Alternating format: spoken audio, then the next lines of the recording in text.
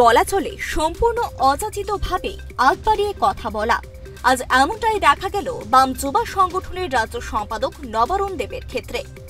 গতকাল সন্ধ্যায় সাংবাদিক সম্মেলন আহ্বান করেছিলেন রাজ্যের প্রাক্তন মুখ্যমন্ত্রী বর্তমান সাংসদ বিপ্লব কুমার দেব। সংবাদ সম্মেলনে ফেসবুক কন্টেন্ট ক্রিয়েটার সমালোচক বিতর্কিত মাধবী বিশ্বাসের প্রসঙ্গ টেনে কথা প্রসঙ্গে প্রাক্তন বাম মুখ্যমন্ত্রী মানিক সরকারের মৃদু সমালোচনা করেন। সাংসদ বিপ্লব কুমার দেবের বক্তব্য ছিল, ওই বিতর্কিত মাধবী বিশ্বাসকে নিয়ে মানিক সরকার যেভাবে প্রতিক্রিয়া ব্যক্ত করেছেন তাতে আশাহত হয়েছেন সাংসদ বিপ্লব কুমার দেব। বিপ্লব দেবের মূল বক্তব্য ছিল, মানিক সরকারের মতো ব্যক্তিত্বের তরফে এমন বক্তব্য অপ্রত্যাশিত। নিয়ম অনুযায়ী ক্রিয়ার প্রতিক্রিয়া দেওয়ার কথা যাকে উদ্দেশ্য করে বলা তার, কিন্তু এই ক্ষেত্রে দেখা গেল মানিক সরকারের প্রতিক্রিয়া দিচ্ছেন নবারুণ দেব। সংবাদ মাধ্যমে প্রতিক্রিয়া দিতে গিয়ে বাম যুবা সংগঠনের রাজ্য সম্পাদক নবারুণ দেব ঠিক কি বলেছেন দেখুন। বিজেপি যখন বামপন্থী কোন নেতাকে জ্ঞান দেয়, আশ্চর্যের বিষয়। আমরা তো আপনাদের মধ্যে দিয়ে তিনি মানিক সরকার সম্পর্কে বলছেন, গতকালকে দেখলাম প্রাক্তন অর্ধ সময়ের মুখ্যমন্ত্রী। ত্রিপুরা রাজ্যে মুখ্যমন্ত্রী থাকাকালীন কেন উনাকে মুখ্যমন্ত্রী থেকে সরতে হলো, তার পেছনে কি সত্য এটা আগে বলুক না। কিন্তু অনেক কথা বলেন, আগে এটা বলুক না বিপ্লব দেব মহাশয়, যে কেন উনাকে রিজাইন দিতে হলো। তারপর তিনি শালীন অশালীন শব্দ জ্ঞান, ভাষা জ্ঞান আমরা ওনার কাছ থেকে শিখব। এরপরের ঘটনাগুলো আর বললাম না,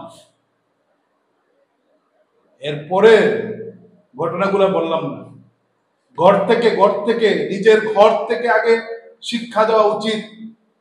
রাজ্যের মানুষকে যারা জ্ঞান দেয় তাদের উদ্দেশ্যে বলবো, আপনি আপনার ঘর থেকে আগে বুঝুন ঘরে কি চলছে, আপনার পারিবারিক ভাবে আপনার অবস্থান কি, তারপর ত্রিপুরার কথা ভাবুন, ত্রিপুরার মানুষকে জ্ঞান দেন। সাংবাদিক সম্মান করে যারা বড় বড় কথা বলছে, মানিক সরকার সম্পর্কে জ্ঞান দিচ্ছেন, জিতেন চৌধুরী সম্পর্কে ভাষা জ্ঞান দিচ্ছেন। আমরা চিনি না, রাজ্যের মানুষ জানে না। আমরা বলছি, আমরা কাউকে ব্যক্তিগতভাবে আক্রমণ করি না বলে আমরা এই সমস্ত বিষয় মিডিয়ার সামনে তুলছি। রাজ্যে বিধানসভা ভোটের দামামা বাজতে আরো অনেকটা দূর বাকি।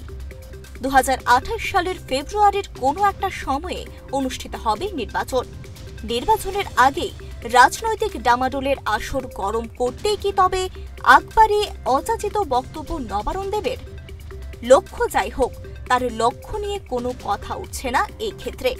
কিন্তু যে কথাটা বেশ প্রাসঙ্গিক বলে ধরা পড়েছে সেটা হলো, দুই প্রাক্তন মুখ্যমন্ত্রীর ক্রিয়া প্রতিক্রিয়ায় অযাচিতভাবে আগ বাড়িয়ে কথা বলা কি চূড়ান্ত অসৌজন্যতার দিকটা ইঙ্গিত করল না? ভেবে দেখবেন কি বাম যুবা নেতৃত্ব নবারুণ দেব? একে কি বলে রাজনৈতিক সৌজন্যতা? বামেদের রাজনৈতিক সৌজন্যতা নিয়ে বিপ্লব দেবের তোলা প্রশ্নটাতে শিলমোহর দিয়ে দিলেন না তো Nabarun Deb? Bureau report, Times 24 network.